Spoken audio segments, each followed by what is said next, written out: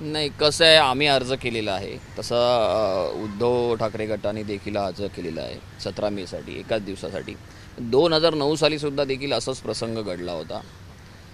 निवडणुकीच्या प्रचार सांगतेची सभा महाराष्ट्र नवनिर्माण सेनेने देखील अर्ज केला होता आणि शिवसेनेनेही केला होता. परंतु महाराष्ट्र नवनिर्माण सेनेने अगोदर केला होता म्हणून महाराष्ट्र नवनिर्माण सेनेला त्यावेळेला परवानगी मिळाली होती. त्यावेळेला तो 39 दिवसाचा बार नव्हता. आता 39 दिवसाचा बार आहे उच्च न्यायालयाच्या निर्णयाप्रमाणे.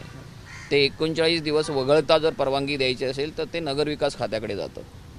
आणि ह्या वेळेला देखील आम्ही प्रथम अर्ज केलेला आहे आणि नंतर शिवसेना उभाटा गटाने केलेले त्याची कागदपत्र महानगरपालिकेकडून आम्हाला उपलब्ध झालेली आहेत. आणि त्याप्रमाणे आम्हीच तो प्रथम आमचा इन्व्हॉल्ड नंबर आहे याच्यामध्ये ते आहेत ते कागदपत्र.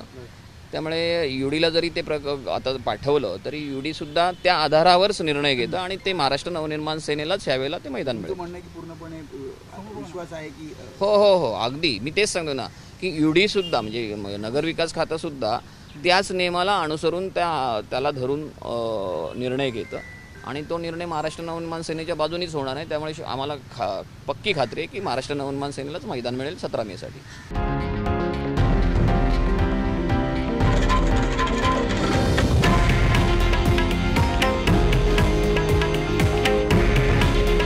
हे आहे देशातील नंबर 1 न्यूज नेटवर्क आणि आपण पाहत आहात TV9 मराठी. काळजी तुमची, हित महाराष्ट्राचं.